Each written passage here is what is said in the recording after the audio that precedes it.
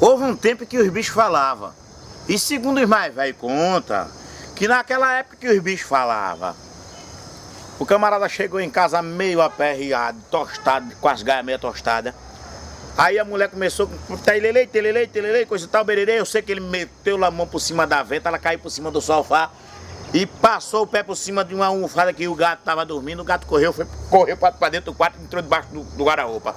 Aí ela correu para a cozinha, ele soltou o pé na bunda, ela caiu por cima do fogão. O fogão virou por cima de uma caixa velha d'água que tinha, aí bateu no rabo do cachorro. O cachorro saiu correndo, deu uma volta seca assim no quintal, entrou dentro de casa, partiu para debaixo do guarda-roupa também. Quando deu de cara foi com o gato fez. Ele olhou pra cara e disse: vai pra uma merda, pra uma agonia dessa, tu ainda vem rir? Bom, mas emendando uma coisa com a outra que não tem nada a ver, eu me lembrei de uma história e essa é verídica, viu? Essa é verídica. Um amigo meu contou que um outro amigo dele casou, até aí tudo bem. Aí quando foi na lua de mel, ainda no motel, ele foi dormir com a noiva, deu tudo certinho, fez todas aquelas coisinhas que o ofício de quem casa manda. Mas na hora que foi dormir, mijou na cama e mijou a noiva todinha. Ela relevou, disse: ele tomou muita cerveja, muito champanhe, está muito feliz. Isso foi o primeiro dia, o segundo dia, o terceiro dia, passou-se mais de 2 anos mijando na coitada da mulher. A mulher não aguentou mais, deixou ele. Deixou ele e ele ficou muito triste, passou mais de ano separado dela. Para contar a história, ele foi falar com o médico. Chegou lá e disse: doutor, eu gosto muito da minha mulher, mas eu não posso viver com ela porque eu mijo na cama. Ele disse: homem, tenha vergonha. Um homem da idade dessa, quase 50 anos, mijando na cama, por quê? Ele disse: olha, eu vou lhe contar a história. Toda vez, desde o dia que eu casei com aquela mulher, que eu tenho um sonho que é a coisa mais linda do mundo. Eu vou dormir cansado do trabalho, quando me deito na cama que me espreguiço todo, que começo a dormir, começa do céu sair uma nuvem. E aquela nuvem vem crescendo, crescendo, crescendo. Daqui a pouco aparece um anjo, a coisa mais linda do mundo, doutor. Olhando pra minha cara e diz assim: mije. Mas doutor, é um anjo tão lindo que eu não sei como não dizer não, aí eu acabo mijando. Aí o médico disse: vamos fazer um tratamento com você. Deite aí, que eu vou lhe hipnotizar. Vou lhe hipnotizar e quando o anjo aparecer, você vai dizer não. Tá ouvindo? Estou ouvindo, sim, senhor. Pronto, aí hipnotizou ele. Hipnotizou ele. E ele ficou lá. Daqui a pouco ele começou a dormir. Daqui a pouco o anjo começou a aparecer. Apareceu. Olhou pra cara dele e disse: mije. Ele disse: não. Mije. Ele: não. Mije. Ele: não. Não. E o médico disse: acorde. Ele acordou e disse: tá vendo que você tá sequinho? Vamos de novo. E fez essa experiência 3, 4 vezes. Pronto, rapaz, você tá curado. Aí ele ficou feliz da vida. Tirou férias, convidou os amigos, convidou todos os padrinhos. Fez um segundo casamento. Chamou a mulher e foi. A mulher ficou feliz, chamou as parentes todinhas, chamou as madrinhas todinhas e fez um segundo casamento. A festa mais linda do mundo. Parecia um pé de futapão. Parecia uma plantação de macaxeira. A coisa mais linda do mundo. O casamento deles foi. Eu sei que quando foi na lua de mel, ele disse: hoje, mulher, pode aparecer o anjo que aparecer. Você vai ver uma coisa que agora eu tô curado. Aí começou. Quando ele foi dormir, a nuvem começou a aparecer. Ele: sim, venha. Aí a nuvem apareceu, daqui a pouco apareceu o anjo. Aí olhou pra cara dele e disse: mije. Ele disse: não. Se mije. Ele disse: não. Se mije. Ele: não. Então cague. Ele... Mas falando nisso, a gente sempre fica recordando algumas coisas, né?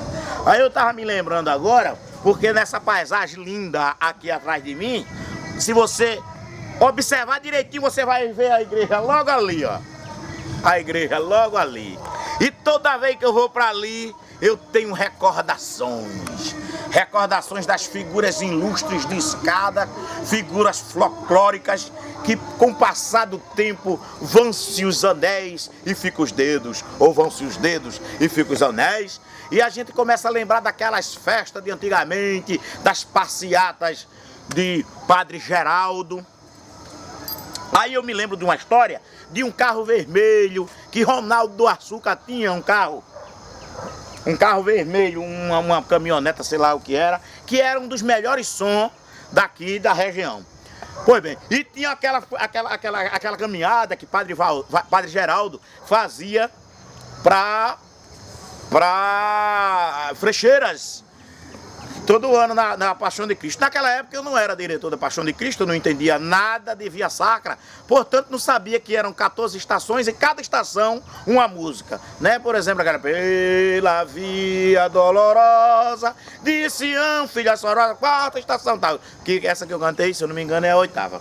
Pois bem, aí a gente foi por ali, começou, e eu sei que naquela época eu, o padre atual, e mais uns amigos e outras amigas e outros fiéis da igreja, a gente foi por ali, e eu sei que aquele carro de Ronaldo do Açúcar, por ser muito bom, mas como tudo feito pelo homem dá problema, o carro faltou luz, as luzes fluorescentes apagaram, e a gente ia mais ou menos da Barra pra lá já.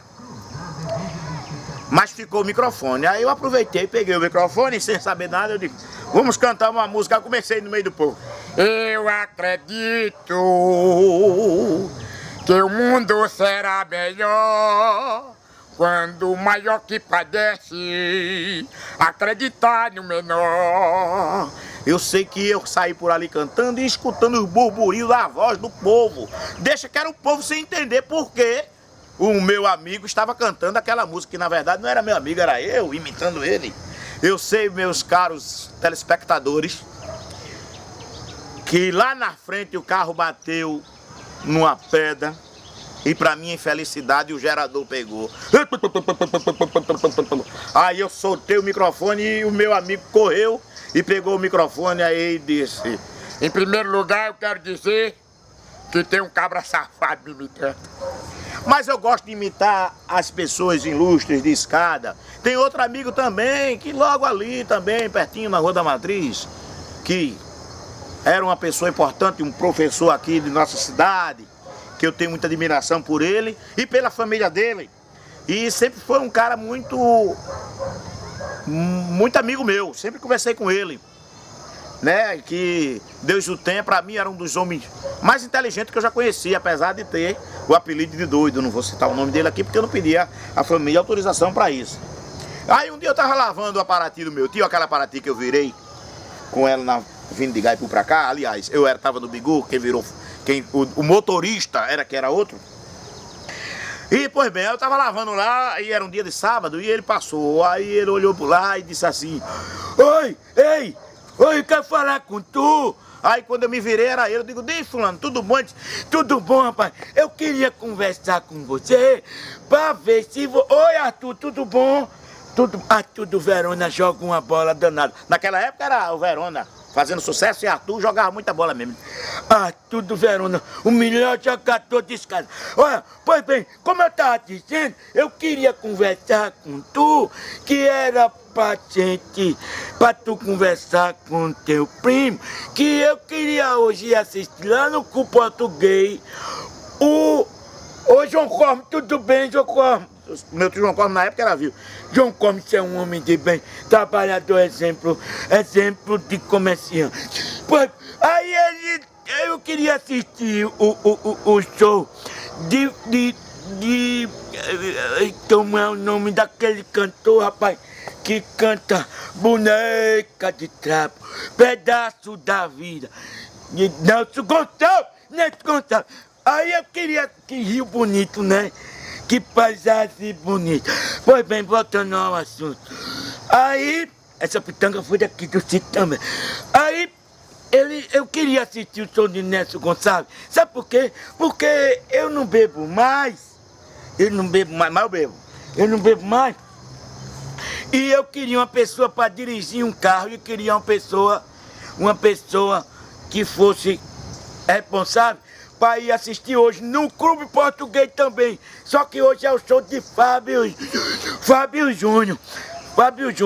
Que eu queria, porque naquela época Macaparana, China, irmão de Ricomar e Fernando Augusto de Biar. E o O Galo, o ex-prefeito Galo. Pois bem, a gente foi assistir o show de Nelson Gonçalves.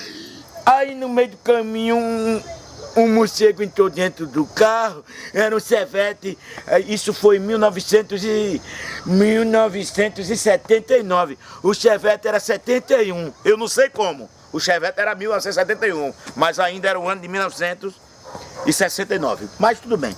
Pois bem, deixa eu falar, Caco, não entra no meu assunto não. Desculpa aí, Hildo. Aí ele disse...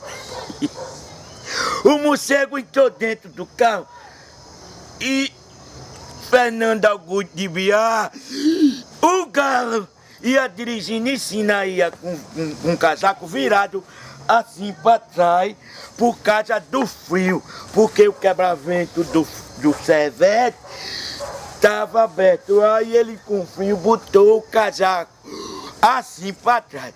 Pois bem, aí um morcego entrou dentro do carro e Fernando Augusto de Biá. O Galo, filho de seu Zé Cizinão Cabral de Souza, o ex-prefeito, tinha medo de morcego. Aí perdeu a direção e o morcego bateu na barreira, lá perto da fazenda de Esmeralda. Aí foi aquele desmantelo, todo mundo caiu no chão.